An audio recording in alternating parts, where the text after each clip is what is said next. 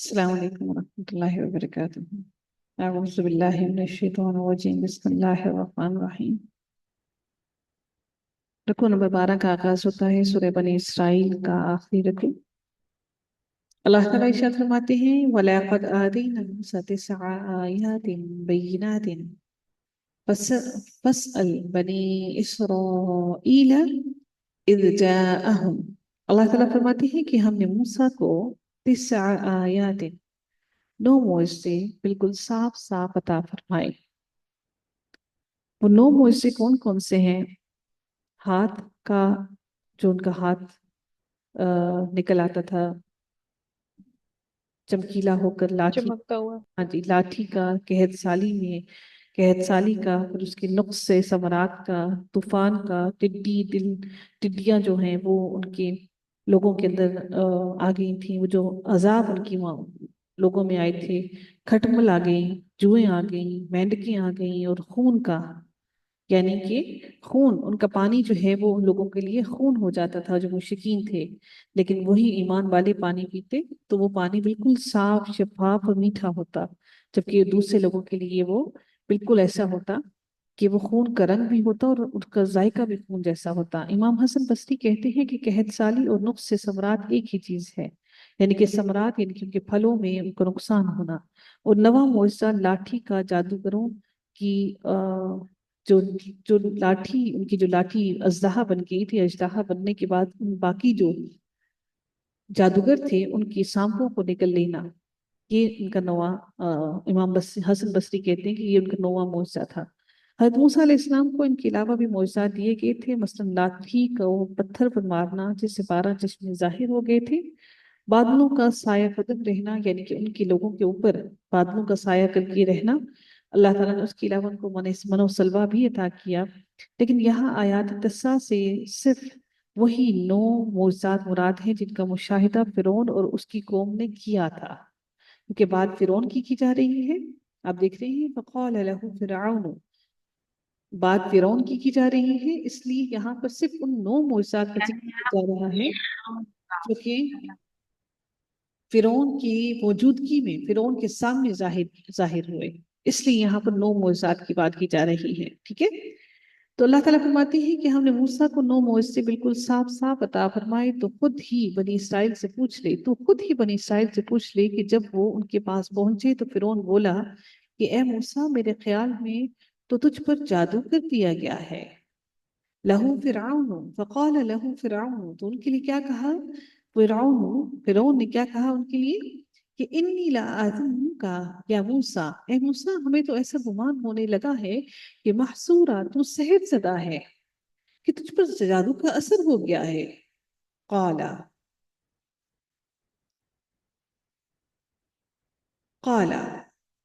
کہا، فرمایا، کیا فرمایا؟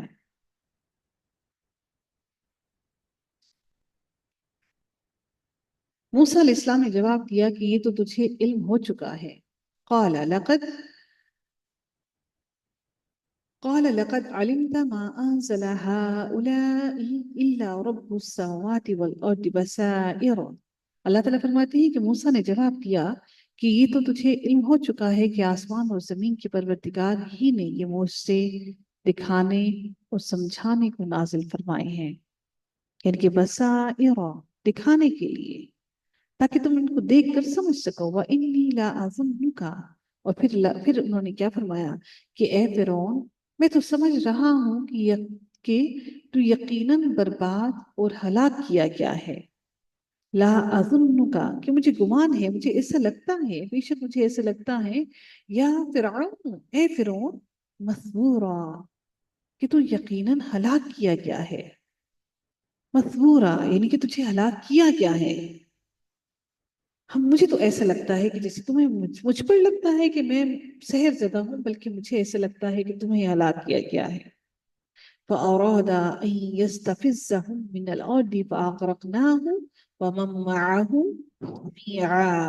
اللہ تعالیٰ مزید ارشاد فرماتے ہیں آخر فرعون نے پختہ ارادہ کر لیا کہ انہیں زمین سے ہی اکھیڑ دے، یعنی ان کی مکمل طور پر ان کی جڑیں زمین سے اکھیڑنے کا معنی کیا ہے کہ یستفزہم من الارض، زمین سے ہی ان کو اکھیڑ دینے سے مراد یہ ہے کہ زمین سے ان کی جڑیں ہی ان کی مکمل طور پر ختم کر دے، یعنی کہ ان کی پوری روٹس ان کے تمام لوگوں کو ان کے ساتھ ختم کر دے، زمین سے ہی ان کو اکھیڑ کر پھینک دے۔ فَأَغْرَقْنَاهُ، ہونا تو وہ تھا جو میرے رب کی رضا تھی۔ اللہ تعالیٰ ارشاد فرماتے ہیں کہ پھر اللہ تعالیٰ نے تو ہم نے خود اسے اور اس کے تمام ساتھیوں کو غرق کر دیا۔ فَأَغْرَقْنَاهُ، ہم نے اس کو ہی غرق کر دیا، کس کو؟ فرعون کو۔ وَمَن مَّعَهُ، جو اس کے ساتھ تھا، جَمِيعًا، سب کے سب کو ہم نے غرق کر دیا۔ پھر مزید اللہ تعالیٰ ارشاد فرماتے ہیں وَقُلْنَا مِن بَعْدِهِ لِبَنِي إِسْرَائِيلَ اسْكُنُوا، اللہ تعالیٰ پھر اس کے بعد اللہ تعالیٰ نے جب ان سب کو غرق کر دیا، اب زمین پر ان کے خلاف بولنے والا کوئی نہیں تھا، ان کو تنگ کرنے والا کوئی نہیں تھا، ان کو غلامی میں لینے والا کوئی نہیں تھا۔ اب اللہ تعالیٰ نے ان کے لیے زمین کو کشادہ کر دیا۔ پھر اللہ تعالیٰ فرماتے ہیں اور پھر ہم نے کہا اس کے بعد بنی اسرائیل کو اسکنون الارض، اس زمین کے اندر سکونت اختیار کرو، رہو بسو۔ اللہ تعالیٰ پھر فرماتے ہیں فَإِذَا جَاءَ وَعْدُ الْآخِرَةِ جِئْنَا بِكُمْ لَفِيفًا، اللہ تعالیٰ ارشاد فرماتے ہیں ہاں جب آخرت کا وعدہ آئے گا ہم تم سب کو سمیٹ اور لپیٹ کر لے آئیں گے۔ لفیفہ، آپ نے پڑھا ہے نا لفیف، لفیف مقرون، اب مقرون لفیف، جو لفیف اور مقرون وہ آپ لوگوں نے پڑھا ہے نا گرامر کے اندر، یہ لفیف وہی ہے، لپیٹ لینا۔ اللہ تعالیٰ فرماتے ہیں کہ جب آخرت کا دن آئے گا، جب وہ وعدہ پورا ہونے کا دن آ جائے گا تو تم سب کو ہم اکٹھا کر کے اپنی طرف لپیٹ کر لے آئیں گے۔ یعنی جیسے کسی کو ایک کپڑے کے اندر ساروں کو ڈال کے سمیٹ کر اکٹھا کر کے لے آنا، بالکل اللہ تعالیٰ اس ساری زمین کو سمیٹ کر اکٹھا کر کے سب کو لے آئے گا۔ اور پھر وہ زمین یہ زمین نہیں ہوگی جو آج ہم دیکھ رہے ہیں، بلکہ وہ زمین اللہ تعالیٰ نئی زمین پھر سے بچھائیں گے۔ وہ زمین تو بالکل صاف شفاف، بالکل جیسے میدہ ہوتا ہے نا، بالکل سفید، ایسی سفید ہوگی۔ اتنی سفید کیوں ہوگی زمین، کوئی سوچ سکتا ہے؟ اپنے ذہنوں سے سوچیے، بتائیے آپ کو کیا لگتا ہے کہ اللہ تعالیٰ نے پھر اس زمین کا یہ کتھئی رنگ کیوں نہیں بنایا؟ اللہ تعالیٰ نے پھر زمین سفید رنگ کی کیوں ہوگی؟ کوئی بتا سکتا ہے؟ وہ زمین سفید کیوں ہوگی قیامت کے روز؟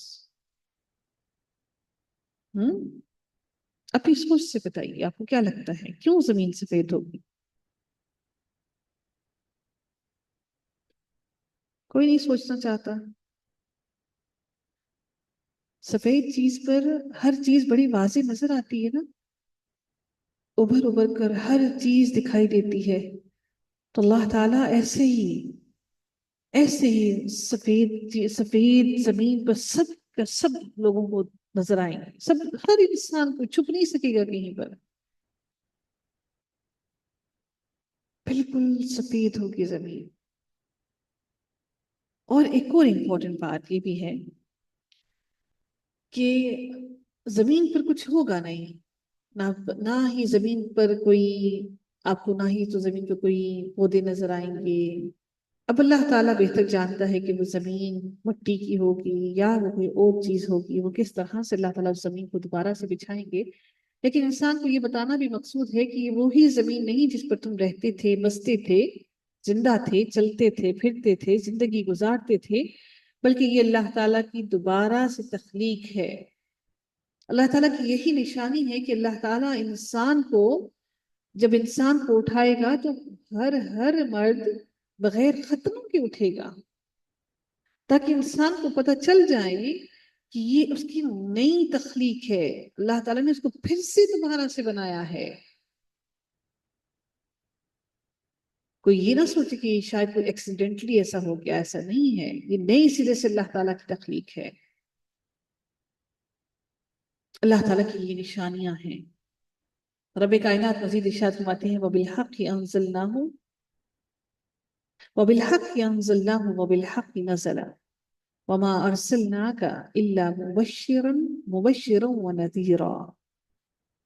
اللہ تعالیٰ مزید ارشاد فرماتے ہیں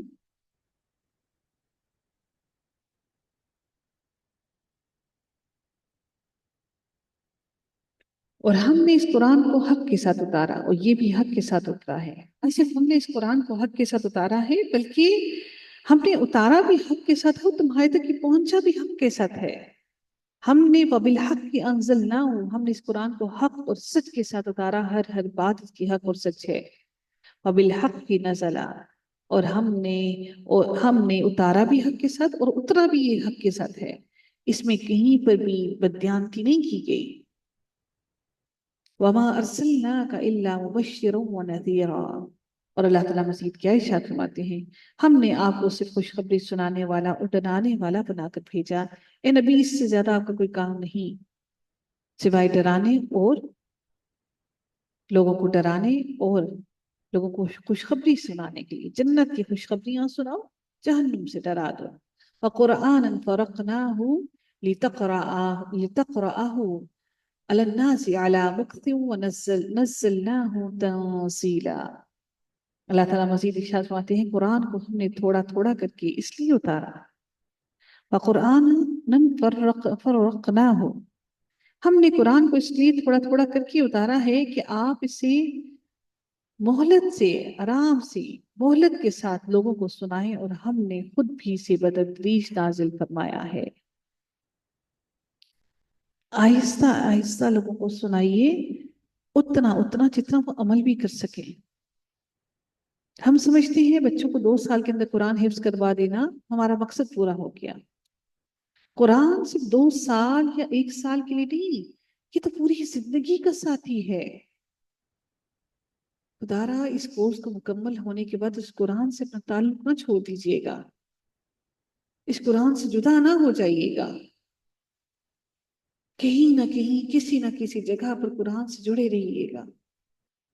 اللہ تعالیٰ نے اس کو وقتاً فوقتاً تھوڑا تھوڑا کر کے نازل کیا لوگوں پر، تاکہ نبی کریم صلی اللہ علیہ وسلم ان کو تھوڑا تھوڑا پڑھ کر سنائیں، تاکہ لوگ اس کو سمجھ سکیں، تاکہ وہ ان کے دلوں میں گھر کر جائے، اتر جائے، حلق میں اٹکا نہ رہ جائے۔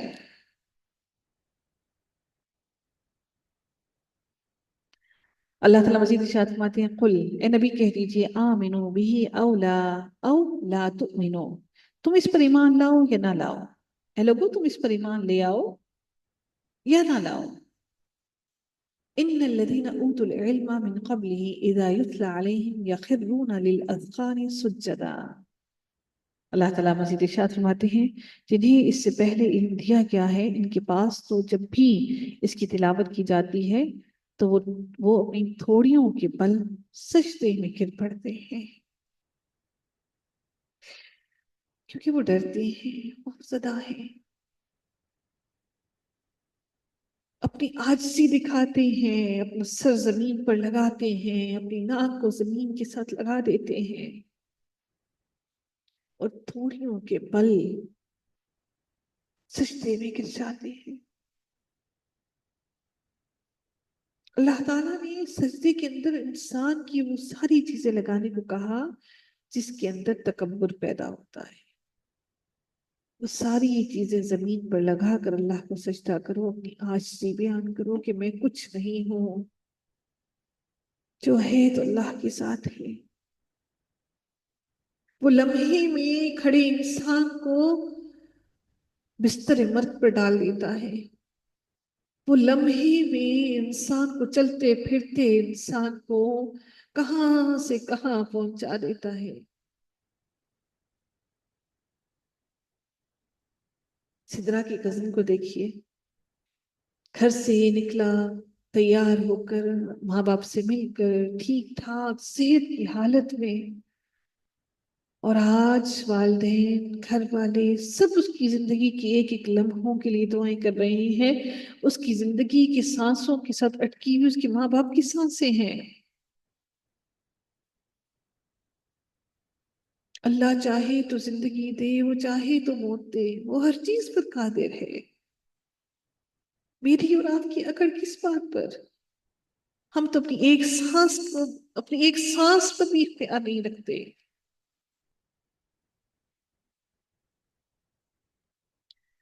اللہ رب العزت اس بچے کو صحت عطا فرمائے، اس کو زندگی عطا فرمائے، اس کے ساتھ عافیت والا معاملہ کرے۔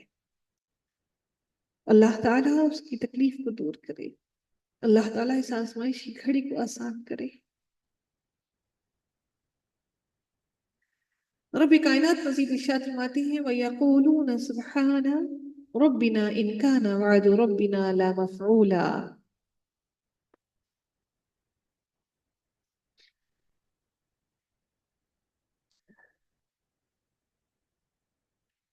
اور کہتے ہیں کہ ہمارا رب پاک ہے، ہمارے رب کا وعدہ بلا شک و شبہ پورا ہو کر رہنے والا ہی ہے۔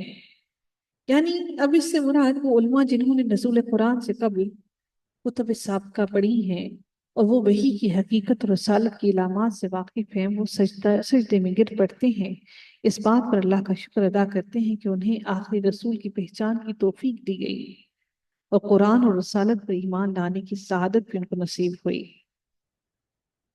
اور جب یہ کہا گیا وَيَقُولُونَ سُبْحَانَ رَبِّنَا، اور وہ یہ کہتے ہیں، اس سے مراد یہ ہے کہ یہ کفار مکہ جو ہر چیز سے ناواقف ہیں، اگر یہ ایمان نہیں لاتے تو آپ پرواہ نہ کریں، اے نبی آپ پرواہ نہ کریں، اس لیے کہ جو اہل علم ہیں وہ وحی اور رسالت کی حقیقت سے آشنا ہیں اور وہ اس بات پر ایمان لے آئے ہیں، بلکہ قرآن سن کر وہ بارگاہ الہی میں سجدہ ریز ہو گئی ہیں اور اس کی پاکیزگی بیان کرتے ہیں اور رب کے وعدوں پر یقین رکھتے ہیں۔ اللہ تعالیٰ مزید ارشاد فرماتے ہیں وَيَخِرُّونَ لِلْأَذْقَانِ يَبْكُونَ وَيَزِيدُهُمْ خُشُوعًا، وہ اپنی توڑیوں کے بل روتے ہوئے سجدے میں گر پڑتے ہیں، اور یہ قرآن ان کی عاجزی اور ان کی خشوع اور خضوع کو مزید بڑھا دیتا ہے۔ اللہ تعالیٰ اس قرآن کو ہمارے لیے بھی عاجزی کو بڑھانے کے لیے کافی ہو جائے، ہمارے دلوں میں بھی قرآن خشوع اور خضوع کو بڑھا دے، اللہ تعالیٰ ہمیں بھی ان لوگوں میں شامل کر دے۔ اللہ تعالیٰ فرماتے ہیں قُلِ ادْعُوا اللَّهَ، اے نبی کہہ دیجئے کہ اللہ کو اللہ کہہ کر پکارو، قُلِ ادْعُوا، اللہ کو پکارو، اللہ اللہ کہہ کر، اب ادْعُوا الرحمن، یا اس کو پکارو رحمان کہہ کر، ایاما ایما، اللہ تعالیٰ مزید ارشاد فرماتے ہیں ایما تدعو فلہ الاسماء الحسنى، نہ تو اپنی نماز بلند آواز میں پڑھ اور اللہ تعالیٰ کو اس سے بھی اچھے ناموں کے ساتھ پکارو، اللہ تعالیٰ کو جو اللہ تعالیٰ کی اسماء ہیں، اسماء ان ناموں سے اللہ تعالیٰ کو پکارو۔ اللہ نے واضح الفاظ میں خود کہہ دیا کہ مجھے ان چیزوں کے ساتھ پکارو، میں اور آپ وسیلے تلاش کرتے ہیں کہ اللہ تعالیٰ کو وسیلوں سے پکاریں، یہ آیت کیا کافی نہیں ہے؟ اللہ تعالیٰ نے خود کہہ دیا کہ کہہ دیجئے نبی ان کو کہ اللہ تعالیٰ کو اللہ کے ناموں سے پکارو، اللہ کے نام سے پکارو، رحمان کے نام سے پکارو، یا ان اسماء الحسنہ کے ساتھ پکارو، اسماء الحسنہ جو اللہ تعالیٰ کے نام ہیں ان کے ساتھ پکارو۔ اللہ تعالیٰ کو اگر وسیلوں کی ضرورت ہوتی تو اللہ تعالیٰ یہاں فرما دیتے کہ اللہ تعالیٰ کو وسیلوں کے ساتھ پکارو۔ وَلَا تَجْهَرْ بِصَلَاتِكَ وَلَا تُخَافِتْ بِهَا وَابْتَغِ بَيْنَ ذَلِكَ سَبِيلًا، اللہ تعالیٰ مزید ارشاد فرماتے ہیں نہ تو اپنی نماز بہت بلند آواز سے پڑھ اور نہ ہی بالکل پوشیدہ، بلکہ اس کے درمیان کا راستہ تلاش کر، یعنی ایسی ہلکی سی آواز میں کہ تمہارے کانوں میں ہلکی سی آواز آئے تاکہ تمہاری نماز کے اندر خشوع اور خضوع پیدا ہو۔ اس کی شان نزول میں حضرت ابن عباس رضی اللہ تعالیٰ عنہما بیان کرتے ہیں کہ مکے میں رسول اللہ صلی اللہ علیہ وآلہ وسلم چھپ کر رہتے تھے، جب اپنے ساتھیوں کو نماز پڑھاتے تو آواز قطرے بلند فرما لیتے، مشرکین قرآن سن کر قرآن کو اور اللہ کو سب کو وہ بری بری باتیں کہتی، تو اللہ تعالیٰ نے فرمایا اپنی آواز کو اتنا اونچا نہ کرو کہ مشرکین سن کر قرآن کو برا بھلا کہیں، اور نہ آواز اتنی پست کرو کہ صحابہ کرام بھی اس کو نہ سن سکیں۔ تو خود نبی کریم صلی اللہ علیہ وسلم کا ایک واقعہ ہے کہ ایک رات نبی کریم صلی اللہ علیہ وسلم کا گزر حضرت ابوبکر رضی اللہ تعالیٰ عنہ کی طرف سے ہوا تو دیکھا کہ وہ پست آواز سے نماز پڑھ رہے ہیں، پھر حضرت عمر کو بھی دیکھنے کا اتفاق ہوا تو وہ اونچی آواز سے نماز پڑھ رہے تھے۔ آپ صلی اللہ علیہ وسلم نے دونوں سے پوچھا تو حضرت ابوبکر نے فرمایا میں جس سے مصروف مناجات تھا وہ میری آواز سن رہا تھا، اور حضرت عمر نے جواب دیا کہ میرا مقصد ستونوں کو جگانا اور شیطان کو بھگانا تھا۔ آپ صلی اللہ علیہ وسلم نے حضرت ابو بکر صدیق کو سے فرمایا اپنی آواز قدرے بلند کرو، اور حضرت عمر سے کہا کہ اپنی آواز کچھ پست رکھو، یعنی کہ دونوں کو میانہ روی اختیار کرنے کا حکم دیا۔ الحمدللہ اس سورہ کی آخری آیت ہے، اللہ تعالیٰ ارشاد فرماتی ہیں وَقُلِ الْحَمْدُ لِلَّهِ الَّذِي لَمْ يَتَّخِذْ وَلَدًا وَلَمْ يَكُنْ لَهُ شَرِيكٌ فِي الْمُلْكِ وَلَمْ يَكُنْ لَهُ وَلِيٌّ مِّنَ الذُّلِّ وَكَبِّرْهُ تَكْبِيرًا۔ کہہ دیجئے نبی کہ اللہ تعالیٰ کو کہ تمام تعریفیں اللہ ہی کے لیے ہیں، جو نہ اولاد رکھتا ہے، نہ اپنی بادشاہت میں کسی کو شریک رکھتا ہے، اور نہ وہ کمزور ہے کہ اسے کسی حمایتی کی ضرورت ہے۔ اللہ تعالیٰ کمزور نہیں کہ اس کو وسیلوں کی اور حمایتیوں کی ضرورت ہو، اور تو اس کی پوری پوری بڑائی بیان کر۔ من الذل وکبرہ تکبیرا، اللہ تعالیٰ کی پوری بڑائی بیان کر کے اللہ تعالیٰ سے مانگو۔ اللہ تعالیٰ نے یہ بات آخر میں دعا کے ساتھ یہ بات کیوں فرمائی کہ کوئی اللہ تعالیٰ کے ساتھ شریک نہ ٹھہرا لے، شریک ٹھہرا کر اللہ تعالیٰ سے نہ مانگے۔ اللہ تعالیٰ کو کسی کی ضرورت نہیں، اللہ تعالیٰ کو پکارو تو اس کی اس کا پورا حق ادا کر کے، اس کی پوری کبریائی بیان کر کے اس کو پکارو۔ اللہ تعالیٰ آپ سب لوگوں کا آنا قبول فرمائے، آپ لوگوں کا پڑھنا قبول فرمائے، آپ کا قرآن کے لیے وقت نکالنا قبول فرمائے۔ وآخر دعوانا ان الحمدللہ رب العالمین، صلی اللہ تعالی علی خیرہ خلقہ اجمعین برحمتک یا ارحم الراحمین۔ سبحانک اللہم وبحمدک، نشہد ان لا الہ الا انت، نستغفرک ونتوب الیک۔ السلام علیکم ورحمۃ اللہ وبرکاتہ۔